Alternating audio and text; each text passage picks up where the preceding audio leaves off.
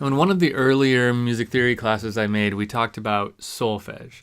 Solfege was a way to have a name for every scale degree, but there's another way to do that same thing, and it is important to know. So let's just go back to our friendly C major scale here.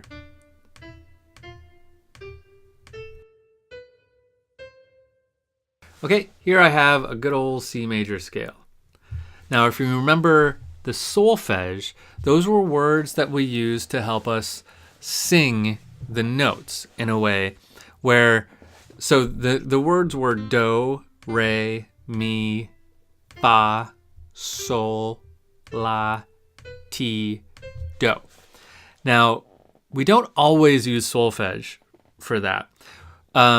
The main difference between solfege and the names of the scale degrees, which is the thing I'm about to tell you about, is that solfege can get confusing because in different parts of the world, solfege is used as the names of the notes themselves. So instead of C, this is called do.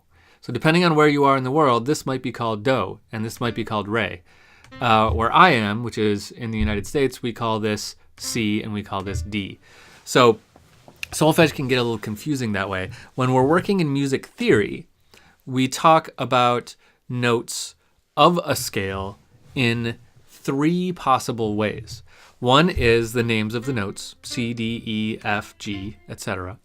Another is the scale degree, so 1, 2, 3, 4, etc. And we just use numbers for that. We use numbers with a little like a caret over the top.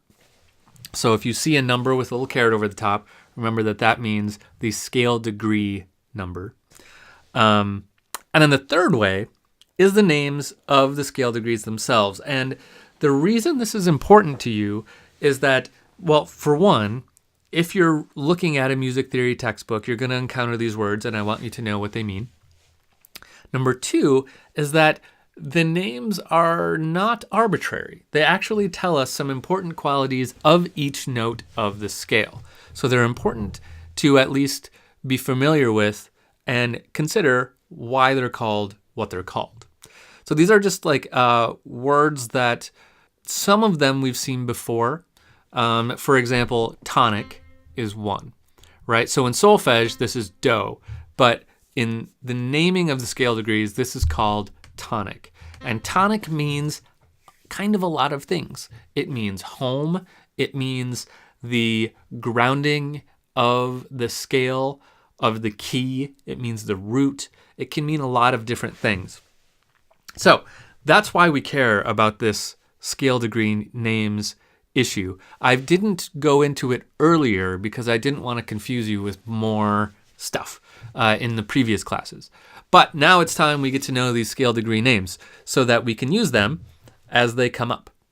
Let's break to a new video and then we'll go into what they actually are.